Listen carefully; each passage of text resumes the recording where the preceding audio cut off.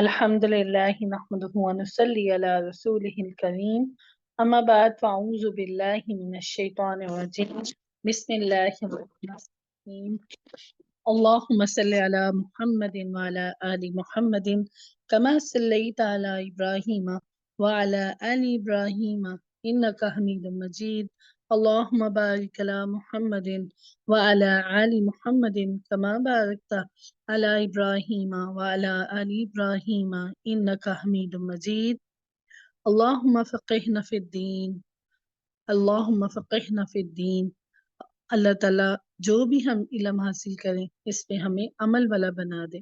اللہ ہمیں ایسا علم دے جو ہمیں نفع دے. اللہ ایسا علم نہ دے جو جان کر ہم اس پہ عمل ہی نہ کریں. اللہ ہمیں اپنی پسند کا بنا دے. آیت نمبر 31 بسم اللہ الرحمن الرحیم قد خسر الذین کذبوا بلقاء اللہ بڑے گھاٹے میں پڑ گئے وہ لوگ جو اللہ سے ملاقات کے انکاری ہیں. کیا ہے دیکھیں کبھی زندگی میں کسی سے ملاقات کرنی ہوتی ہے نا تو بندہ اس کی پریپریشن کرتا ہے, کہیں آنا ہوتا ہے, کہیں جانا ہوتا ہے. تو آج دیکھیں کیا ہم نے اللہ سے ملاقات کرنی ہے تو کیا ہماری اس کی تیاری ہے. وہ اس بات کو جھٹلا رہے ہیں کہ مرنے کے بعد کوئی پیشی حاضری یا اللہ سے ملاقات ہوگی. جس کو اللہ تعالیٰ کی ملاقات کا یقین ہوگا تو وہ اس کی تیاری کرے گا. تو دن میں 5 وقت اللہ سے ملاقات نہ کی تو اس نے ملاقات کو جھٹلا دیا. جس نے زندگی کو صحیح جگہ پر استعمال نہ کیا اس نے ملاقات کو جھٹلا دیا. حتی اذا جاءتهم الساعة بغتة یہاں تک کہ جب آ جائے گا ان پر وہ وقت اچانک.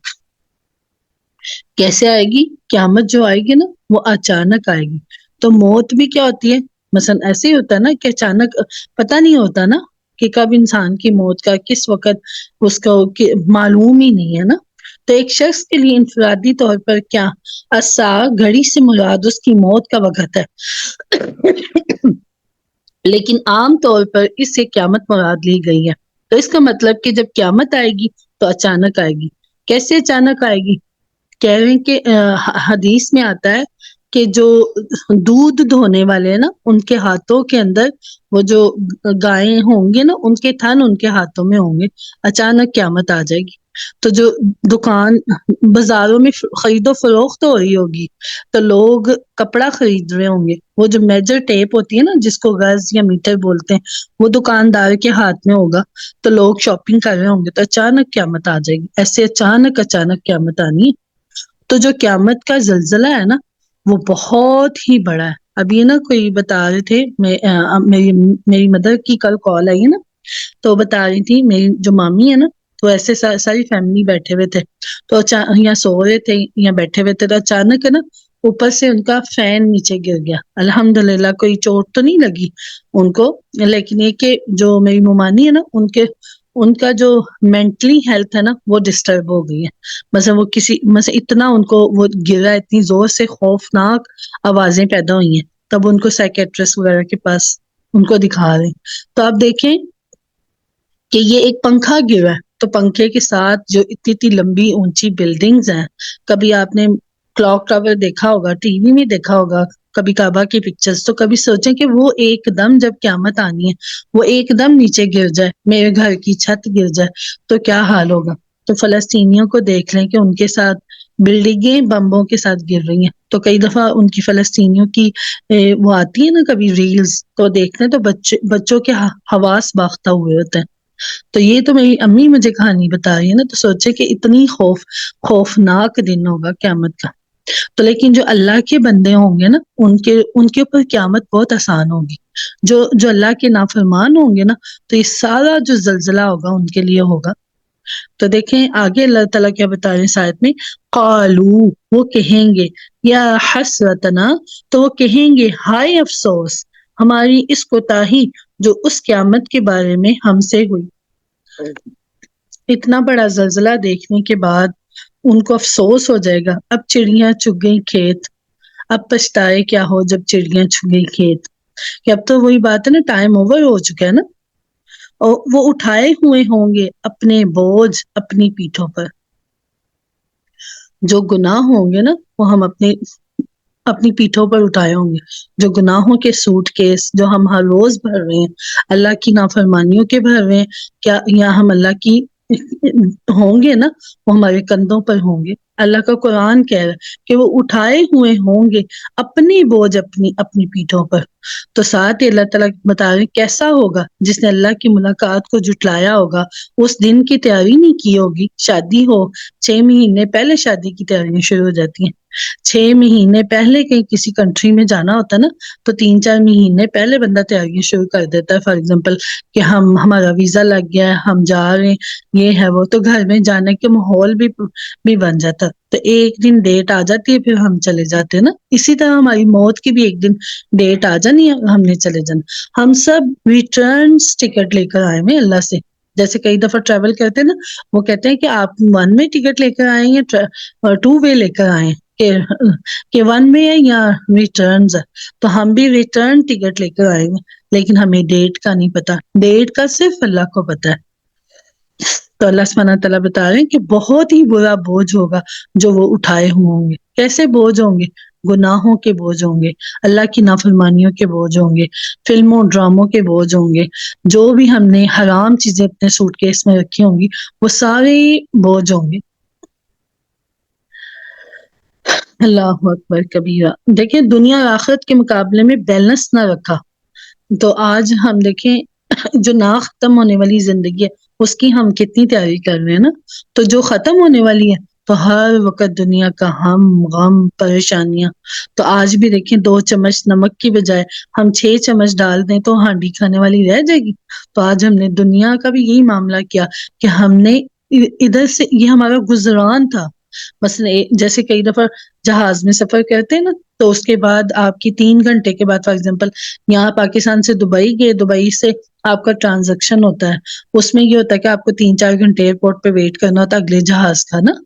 تو پھر اس کے بعد آپ اپنی منزل مقصود پر پہنچ جاتے ہیں. تو یہ دنیا کیا ہے؟ یہ ویٹنگ لاؤنج ہے. لیکن ہم نے اس کو کیا بنا لیا؟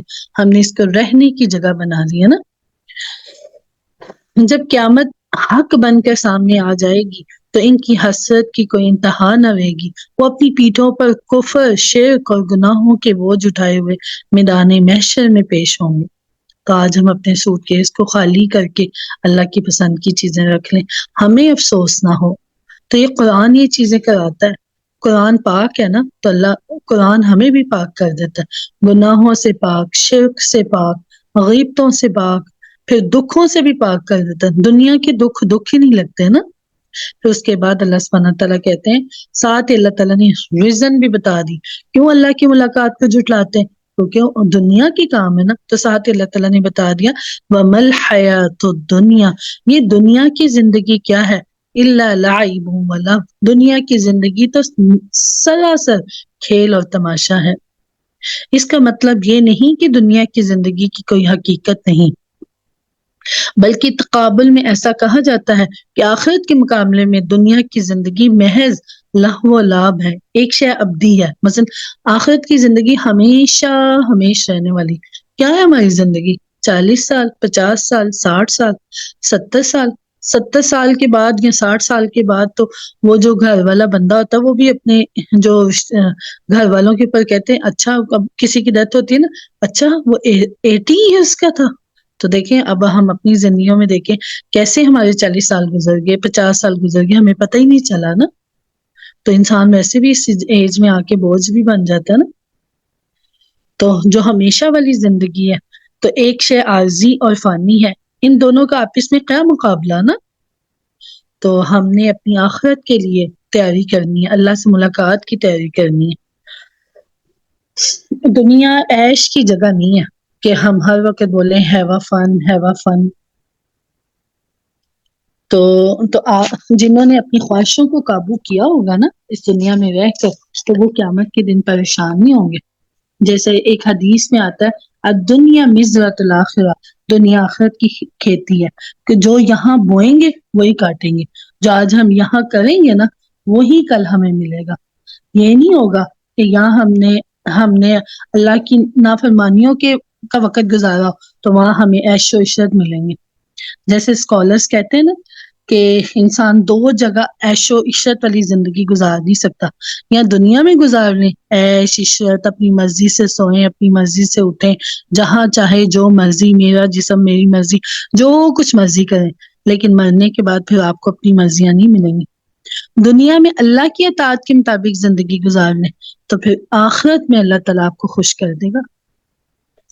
پھر اس کے بعد اللہ سبحانہ تعالیٰ بتا یہ تعلق آپس میں دنیا اور آخرت کا ہے. اس اعتبار سے دنیا ایک حقیقت ہے، ایک امتحانی وقفہ ہے، لیکن جب آپ تقابل کریں دنیا اور آخرت کا تو دنیا اور اس کا مال و متاع، آخرت کی ابدیت اس کی شان و شوکت کے مقابلے میں کے برابر کچھ بھی نہیں. دنیا کی زندگی تو محض 3 گھنٹے کے ایک ڈرامے کی طرح ہے جس میں کسی کو بادشاہ بنا دیا جاتا ہے. وہ شیکسپیئر تھے نا، وہ کہتے ہیں کہ دنیا کیا ہے، ایک سٹیج ہے کہ ہر اپنا آتا ہے. مثلا وہ جو ایکٹر اپنی ایکٹنگ کر کے چلا جاتا ہے، جیسے کہ کوئی ڈرامہ ہوتا ہے نا، اس کے اندر حالانکہ سارے ایک نارمل انسان ہوتے ہیں، کسی کو کنگ بنا دیا جاتا ہے، کسی کو نوکر بنا دیا جاتا ہے، کسی کو ویلن بنا دیا جاتا ہے نا. تو جس میں کسی کو بادشاہ بنا دیا جاتا ہے، کسی کو فقیر. جب ڈرامہ ختم ہوتا ہے نہ بادشاہ سلامت بادشاہ ہے نہ فقیر فقیر ہے. ڈرامہ ہال سے باہر جا کر کپڑے تبدیل کیے سب کردار اپنی اصلی حالت میں آ گئے. یہ ہے دنیا کی اصل زندگی. تو اس مفہوم میں اس آیت میں دنیا کو کھیل تماشا قرار دیا گیا. وَلَلدَّارُ الْآخِرَةُ، یقیناً آخرت کا گھر بہتر ہے ان لوگوں کے لیے جو تقوی اختیار کریں. تو کیا تم عقل سے کام نہیں لیتے؟ کیسے اللہ سبحانہ تعالیٰ بار بار ہمیں سمجھاتے ہیں. جیسے کئی دفعہ ہوتا ہے نا، بچوں کو اتنی سمجھ بوجھ نہیں ہوتی. بچوں کو مائیں پیسے دیتی ہیں نا، تو بچے جا کے کوڑا کرکٹ خرید لاتے ہیں. تو پھر جب ماں کہتی ہے کہ نہیں، میں تمہیں اس سے بہتر چیز دوں گی، تم میرے ساتھ جانا، یا میں اچھا خرید، کیا تمہیں عقل نہیں آتی کہ تم نے اتنے پیسے ضائع کر دیے؟ تو ہماری زندگی پیسوں سے بھی بڑھ کر ہے. تو اللہ تعالیٰ نے پہلے بتایا کہ دنیا کیا ہے، کھیل تماشا. تمہیں اس کھیل تماشوں میں اپنی زندگی کو ضائع نہ کرو. جو آخرت کا گھر ہے وہ بہتر ہے کیا ان لوگوں کے لیے جنہوں نے تقوی اختیار کیے. کیا تم عقل سے کام نہیں لیتے؟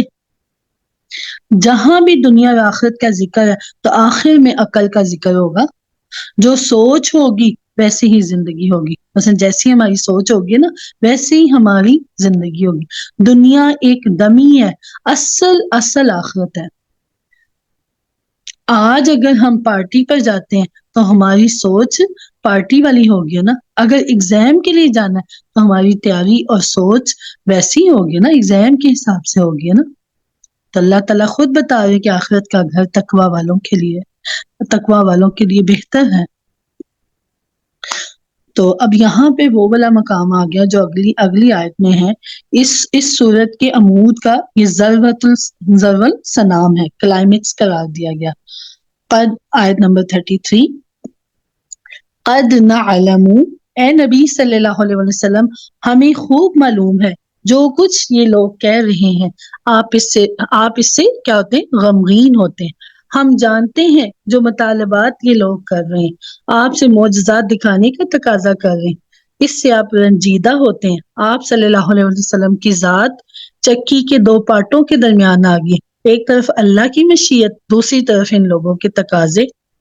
اللہ کے نبی کو بار بار کہتے تھے ہم آپ کو نبی مان لیں گے اگر آپ یہ مکہ کی وادی کو سرسبز بنا دیں، یا یہاں سے کوئی چشمے بہا دیں، آپ ہمیں کوئی معجزہ دکھا دیں.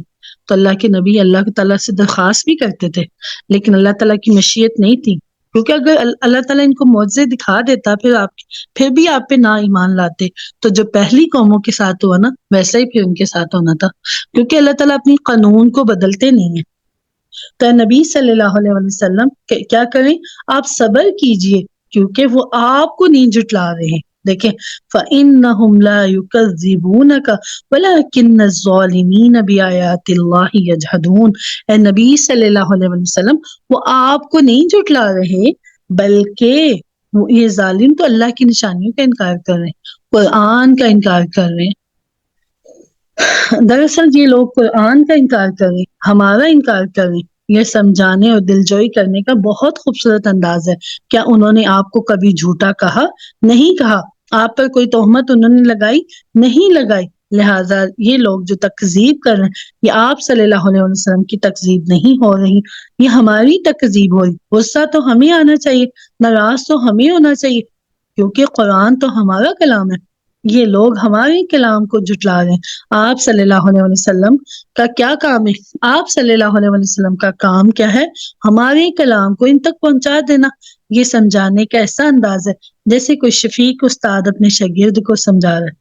کیسے اللہ تعالیٰ اپنے نبی کو تسلیاں دیتے تھے نا، تو یہ تسلیاں آج بھی آتی ہیں مومنین کے لیے، آج بھی فرشتے اترتے ہیں مومنوں کے لیے۔ تو اب آئے نمبر 34، وَلَقَدْ قُذِّبَتْ، آپ سے پہلی بھی رسولوں کو جھٹلایا گیا تو انہوں نے کیا کیا؟ انہوں نے صبر کیا۔ دین کو پوری ایک بات میں اگر ہم سمیٹ لیں نا، وہ ہے صبر۔ ہر نبیوں نے کتنا کتنا صبر کیا نا، تو دیکھیں اللہ بھی تو اتنے بڑے صابر ہے نا، لوگ اللہ کے ساتھ شریک ٹھہراتے ہیں پھر بھی اللہ تعالیٰ صبر کرتے ہیں نا۔ تو آپ صلی اللہ علیہ وسلم سے پہلے بھی رسولوں کو جھٹلایا گیا، انہوں نے صبر کیا اس پر جو انہیں جھٹلایا گیا، جو انہیں ایذائی پہنچائی گئی، یہاں تک کہ انہیں ہماری مدد پہنچ گئی۔ تو اے نبی صلی اللہ علیہ وسلم، اللہ کے ان کلمات کو بدلنے والا کوئی نہیں ہے۔ ہمارا ایک قانون، ایک طریقہ، ایک ضابطہ ہے، اس لیے آپ صلی اللہ علیہ وسلم کو یہ سب کچھ برداشت کرنا پڑے گا۔ آپ کو جس منصب پر فائز کیا گیا اس کے بارے میں ہم نے پہلے ہی بتا دیا۔ کیا بتایا تھا سورۃ مزمل میں؟ بے شک ہم آپ صلی اللہ علیہ وسلم پر ان قریب ایک بھاری بوجھ ڈالنے والے ہیں۔ اللہ کے نبی کو غم ہوتا تھا کہ میں ان کو حق اور سچ بتا رہا ہوں، ان کے سامنے اللہ تعالیٰ کی کتاب کو پڑھ پڑھ کے سنا رہا ہوں، یہ کیوں نہیں میری باتیں مانتے؟ میں جو بھی لے کر آیا ہوں میں حق لے کر آیا ہوں۔ کئی دفعہ ہم بھی تو دکھی ہوتے ہیں نا، اپنی اولاد کو ہم بتا رہے ہوتے کہ بیٹا یہ غلط راستہ ہے، یہ آپ کے دوست اچھے نہیں، یہ کمپنی اچھی نہیں، آپ باز آ جائیں، تو بچے نہیں باز آتے نا، تو ماؤں کو غم ہوتا ہے نا۔ تو نبیوں کا تو غم اتنا بڑا غم تھا۔ وَلَقَدْ جَاءَكَ مِنَ، اور آپ کے پاس رسولوں کی خبریں آ چکی۔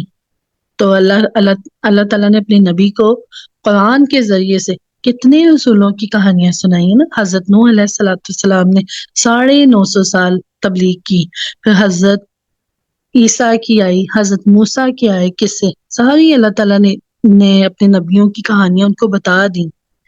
آپ صلی اللہ علیہ وسلم تمام انبیاء رسول کے حالات و واقعات سے آگاہ ہے۔ آپ صلی اللہ علیہ وسلم کے علم میں ہے کہ ہمارے بندے نوح کو 950 سال تک صبر کیا۔ اب اس کے بعد سخت ترین بات آ رہی ہے، کیا ہے؟ آیت نمبر 35، وَإِن كَانَ كَبُرَ عَلَيْكَ، اگر ان کا اعراض آپ صلی اللہ علیہ وسلم پر بہت شاک گزر رہا ہے، اگر آپ میں طاقت ہے کہ زمین میں کوئی سرنگ لگا لیں یا آسمان میں کوئی سیڑھی لگا لیں تو لے آئیں کوئی نشانی۔ اللہ اکبر، کتنا کلیئر کٹ اللہ تعالیٰ نے اللہ کے نبی کو بتا رہے ہیں کہ وہ بار بار جو مطالبے کر رہے تھے نا، فرمائشی پروگرام کر رہے تھے کہ ہمارے لیے یہ کر لیں تو پھر ہم ایمان لے آئیں گے، ہم پھر آپ کی بات مان لیں گے۔ تو اللہ تعالیٰ نے بتا دیا ہمارا تو فیصلہ اٹل ہے کہ ہم ایسا کوئی معجزہ نہیں دکھائیں گے، آپ لے آئیں جہاں سے لا سکتے ہیں۔ غور کیجئے کس انداز میں حضور صلی اللہ علیہ وسلم سے اللہ تعالیٰ گفتگو کر رہے ہیں۔ کیا آپ خود سیڑھی لگا کر دیکھ لیں، سرنگ لگا لیں، کوئی لے آئے پھر ان کے لیے کوئی نشانی۔ نشانیاں اور معجزے صرف اللہ کے ہی حضور سے، اللہ کے حکم سے ہی آتے ہیں۔